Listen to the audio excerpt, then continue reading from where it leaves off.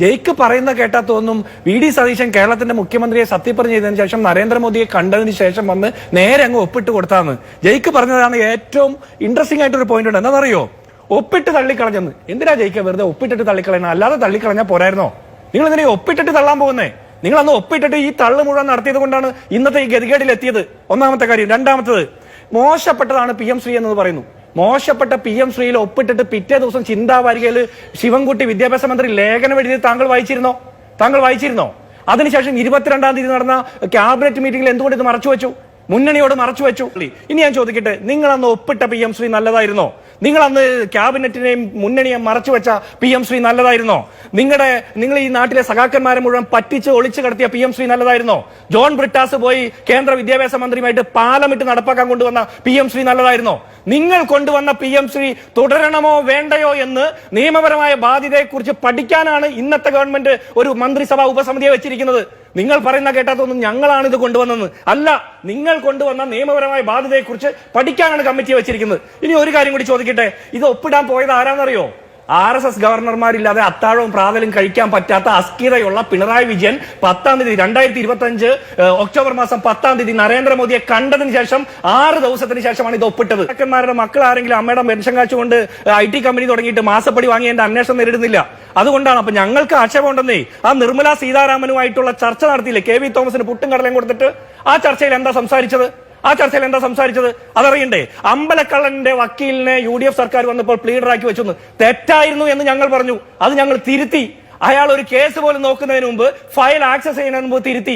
ഞാൻ ചോദിക്കട്ടെ, അമ്പലക്കള്ളനായിട്ടുള്ള പത്മകുമാറിനെതിരെ ഇപ്പോഴും തഴുകി തലോടി നടപടി എടുക്കണോ വേണ്ടയോ എന്ന് ജില്ലാ കമ്മിറ്റി, സംസ്ഥാന കമ്മിറ്റി കട്ടങ്ക ചായം മറ്റേ പരിപാടി വെച്ച് ആലോചിക്കുന്ന പാർട്ടിയാ. ഇനി ഒരു കാര്യം കൂടി, UDFിലെ വിക്കറ്റ് വീഴ്ചയെ കുറിച്ച് നടക്കുന്ന ജയിക്ക് ആദ്യം ഈ പി എം ശ്രീയിൽ ഒപ്പിട്ടതോടുകൂടി ക്ലീൻ ബൗൾഡ് ആയിട്ട് ഓൾ ഔട്ട് ആയ CPM-ന്റെ ആ ചരിത്രം ഒന്ന് വായിച്ചേ.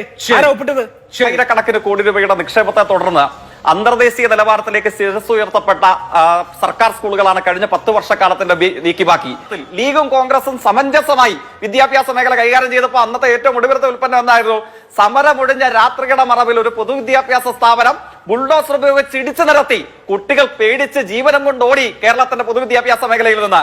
അത് തിരുത്തി എഴുതി. എങ്ങനെ തിരുത്തി എഴുതി? ഒരാളുടെയും ആശീർവാദവും ആനുകൂല്യവും ഇല്ലാതെ കേരളം പടുത്തുയർത്തിയ കരുത്തിൽ നിന്നുകൊണ്ട് എന്ത് ചെയ്തു? സ്കൂളുകൾ അന്തർദേശീയ നിലവാരത്തിലേക്ക് മാറി. ഇൻഫ്രാസ്ട്രക്ചർ വികസിക്കപ്പെട്ടു. AI റോബോട്ടുകൾ മുതൽ ഡിജിറ്റൽ ക്ലാസ്. വലിയൊരു പ്രഭാഷണം ഞാൻ കേട്ടു. ഞങ്ങൾ പാഠപുസ്തകം കൊടുത്തു എന്നാണ്.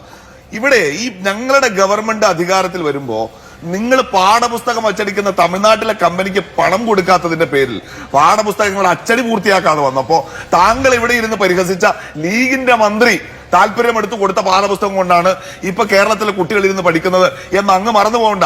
നിങ്ങൾ ഈ കോടികൾ കെട്ടിപ്പടുത്ത ഈ AI വിദ്യാഭ്യാസത്തെ കുറിച്ച് പറഞ്ഞല്ലോ. നിങ്ങൾ എന്തിനാ ഇപ്പൊ ഇങ്ങനെ ഇരിക്കുന്നതെന്ന് അറിയോ? ഇവിടുത്തെ പാവപ്പെട്ട പട്ടികജാതി വിദ്യാർത്ഥികൾ, ഈ സ്കോളർഷിപ്പ് കിട്ടിയിട്ട് മാത്രം പഠിക്കാൻ കഴിയുന്ന ഏറ്റവും പാവപ്പെട്ട മക്കൾ, അവരുടെ പണം കൊടുക്കാതെ കോടികൾ ചെലവാക്കി കേരളത്തിന്റെ റോഡിന്റെ ഇരുവശത്തും ആ മനുഷ്യന്റെ ചിരിക്കുന്ന മുഖം വെച്ചിട്ട് മറ്റാരുണ്ട് ഞാനല്ലാതെ എന്ന അഹങ്കാര വർത്തമാനം പറഞ്ഞപ്പോഴാണ് 3 കൊല്ലത്തോളം ഒപ്പിടാതെ തള്ളിയ നിങ്ങൾ, 2 കൊല്ലം ഒപ്പിട്ട് തള്ളിയ നിങ്ങൾ തള്ള അവസാനിപ്പിച്ചിട്ട് പോയിക്കോ എന്ന് കേരളത്തിലെ ജനങ്ങൾ പറഞ്ഞത് എന്ന് മനസ്സിലാക്കിയിട്ട് വേണം താങ്കൾ ആവേശത്തോടെ ഇവിടെ കിടന്ന് ഇരിക്കുന്ന സീറ്റിൽ നിന്ന് ചാടി എഴുന്നേൽക്കാൻ. ഒരു യൂട്ടേൺ എടുത്തിട്ടില്ല ഇവിടെ CPM-ന്റെ പ്രതി. മനസ്സിലാക്കിക്കോ. നിങ്ങളൊരു വണ്ടി തള്ളിക്കൊണ്ടുവന്നു, ആ വണ്ടി അവിടെ ഇട്ടു, നിങ്ങളത് ടെർമിനേറ്റ് ചെയ്തില്ല, ധരിപ്പിക്കുകയാണ്. അതിന് താഴെ ഒപ്പിട്ടത് ഞങ്ങളല്ല. ഉളുപ്പ് വേണമെന്ന് പറയില്ല ഒപ്പിട്ടവരെ കുറിച്ച്. ഉളുപ്പുള്ളവന്റെ വളപ്പിലെ കിണറ്റിലെ ഒരു ഗ്ലാസ് വെള്ളം കുടിച്ച യോഗ്യത പോലും ഇല്ലാതെ ഇവിടെ ഇരുന്ന് ഗിരിപ്രഭാഷണം നടത്തിയ ആളുടെ നേതാവാണ്. സ്വന്തം പാർട്ടിയിൽ അരനൂറ്റാണ്ടായി കൂടെ നിൽക്കുന്ന മുന്നണിയെ പോലും അറിയിക്കാതെ അവിടെ പോയി ഒപ്പുവെച്ച, അത് ഒളിച്ചു വെച്ച ഒപ്പിട്ടത് ഞങ്ങളല്ല എന്നങ്ങ് സമ്മതിച്ചോ? അല്ലല്ലോ, അതിപ്പോ എല്ലാവർക്കും അറിയാവുന്ന കാര്യമല്ലേ? ശരി, എങ്കിൽ ഞാൻ പറഞ്ഞു കൊടുക്കാം.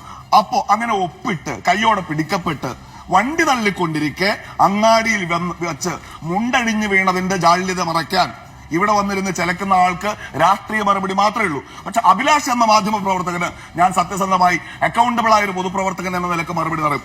അത് നടപ്പാക്കുമെന്ന്, അത് മുന്നോട്ട് കൊണ്ടുപോകുമെന്ന്. പിന്നെന്താണ് PK കുഞ്ഞാലിക്കുട്ടി എന്ന് പറഞ്ഞിട്ടല്ല കേട്ടോ. അറബിക്കടലിൽ എറിയേണ്ടതാണെങ്കിൽ അത് അറബിക്കടലിൽ എറിയും. അതെങ്ങനെ അറബിക്കടലിൽ എറിയണം, എന്നെറിയണം, എമ്മട്ടിലെറിയണം എന്ന് പഠിക്കാനാണ് ഞങ്ങളുടെ സമിതി.